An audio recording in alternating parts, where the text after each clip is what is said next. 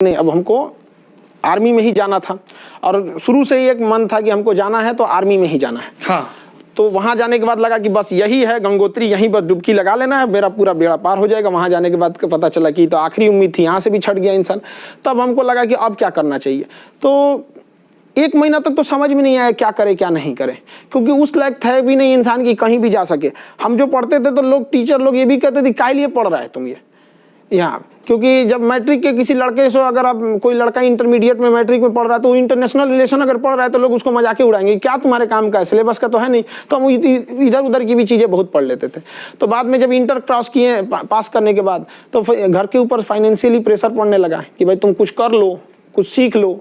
तब हम क्या करें क्या सीखें, हमको जाना फौज था, इधर कहीं कुछ हमको दिख ही नहीं रहा था।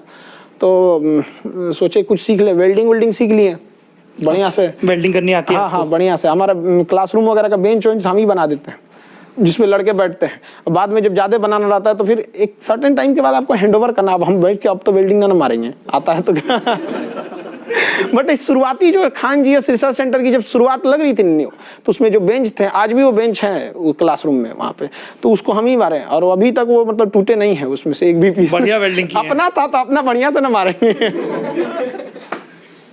वेल्डिंग सीख लिए, फिर जेसीबी वगैरह सीख लिया आदमी की, भाई इसका बड़ा डिमांड है यहाँ पर जेसीबी में कि कैसे क्या करना है। आप जेसीबी मशीन भी चला लेते हैं? तो उसके बाद ये जो उस्ताद सिखाने वाले थे तो उनसे जो आदमी कुछ पूछते रहता था कि देखिए, क्योंकि वो तो पास्कल का रूल है वगैरह, उसको बोलते थे तो डांट देते हैं, सीखना है इसको यहाँ पे आराम से, यहाँ पे पास्कल का नियम निकालता है। क्या पास्कल का नियम थोड़ा बताइए दर्शक। तो हाइड्रोलिक प्रेशर, जैसे जो भी फिजिक्स वाले होंगे उनको पता ही होगा कि हाइड्रोलिक चीजें जो भी होती हैं वो पास्कल के रूल पे काम करती हैं, उनके लिए बंद पाइप होना जरूरी है वहाँ पे। अब वो जो जिनका जेसीबी वगैरह रहता है उन लोग को थोड़ी आइडिया रहता है कि क्या है क्या नहीं हो, तो नॉर्मल ऑपरेटर, आप ड्राइवर साहब से ही पास्कल का नियम समझते हैं? उनसे पूछना तो डांट देते थे। हम कहे कि चलो भाई, हमको मन नहीं लगता था यहाँ पे, लेकिन ये लग गया कि चलो लाइफ में कुछ भी होगा तो एक अपना वेल्डिंग वाला चल जाएगा। तो अच्छा, वेल्डिंग में कितना मार्जिन, कैसा क्या रहता है हिसाब? तो वेल्डिंग तो हम लोग बेसिकली उसको सीखने के पर्पज से गए थे, तो बस सीख गए आदमी की वेल्डिंग। शीशा लगाते हैं? हाँ, बस वही। हाँ। तो उसको फिर मेरे कुछ दोस्त थे सब, तो उनसे कहे कि देखो भाई अब हमको पढ़ाई उड़ाई छोड़ना पड़ेगा। तो 3 दोस्त थे, सोनू, पवन, हेमंत। उनसे कहे कि अब हमको पढ़ाई छोड़ना पड़ेगा, हम बोरिया बिस्तर लपेटते हैं, अब जाना पड़ेगा। तो हेमंत आया, उसकी भी फाइनेंशियल प्रॉब्लम एकदम खराब थी, उस लगभग हम दोनों समकक्ष थे। तो बेगूसराय का था, कर ऐसे कैसे चल जाएगा तुम, हम लोग है ना यहाँ पर, रुक यहाँ पर। तो 500 वो रुपये दिया और सोनू, पवन इन लोगों ने दिया, कहा कि भाई तुमको इसी में सरवाइव करना है।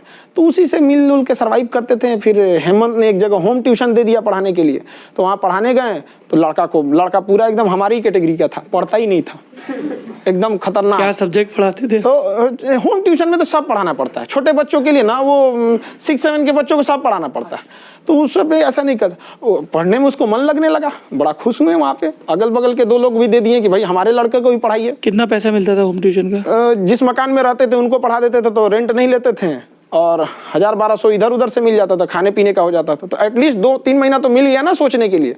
तो इसी बीच में एक कोचिंग वाले ने हमको बुलाया कि भाई आप यहाँ पढ़ाइए। उनके यहाँ टीचर जो थे एडमिशन हो गया था, और बट टीचर को लड़कों ने एक्सेप्ट नहीं किया, टीचर चले गए वहाँ पे। हमको दिया पढ़ाने के लिए, 6 लड़के थे, पढ़ाएं। तो शुरुआत में जब स्टेज पे चढ़े तो दाढ़ी उड़ी कुछ नहीं थी, तो लड़के थोड़ा सा कहें कि भाई ये पढ़ाएंगे। पढ़ाने के बाद जो 6 लड़के थे, अगले दिन कैसे 20 हो गए, उसके अगले दिन 40, फिर 150, 600, मतलब ऐसा लग रहा था जैसे कोरोना बढ़ रहा है। उस तरह से धड़ाधड़ बढ़ गया, कोचिंग का ये हो गया वो हो गया। अब कोचिंग वाले को डर होने लगा कि भैया इनका नाम पता बताना नहीं, हमारे ऊपर प्रेशर लगाने लगे कि ना आपको पता बताना है, ना मोबाइल नंबर देना है, ना नाम बताना है, ये है वो है। तो उन्होंने कहा कि भाई देखिए खान सर आपको नाम नहीं बताना है। तो अब हम ही से कहिए खान सर नाम नहीं बताना, ऑफिसों में 2-4 को सुनते सुनते खान सर हो गए बहुत ज्यादा। तो धीरे धीरे आदमी पढ़ाने लगा, तो कुछ फाइनेंशियली आए, लड़के सक्सेस भी होने लगे, हमें भी मोटिवेशन मिलने लगा। आज भी लड़के मिठाई लेके आते हैं, जॉब हो जाता है तो पहले जब तक मिठाई लेके नहीं आते हैं, पहले मिठाई लाओ मेरा यहाँ पर। तो हम लोग के लिए भी एक तरह का वही है, खुशी मिलता है कि कोई लड़का अपने पैरों पे खड़ा हो गया यहाँ पे। धीरे धीरे बढ़ते गया, फिर कोचिंग बड़ी हो गई, कोचिंग का नाम हो गया, नाम ज्यादा हो गया, तो भी हम फीस बढ़ाते नहीं थे। हमको करना था कि गरीब से गरीब लड़का पढ़ाई करे। इसी सिलसिले में बम फोड़ दिया सब। बम फोड़ दिया? हाँ, थोड़ा विस्तार से बताइए, ये दीर्घ उत्तरीय सवाल है।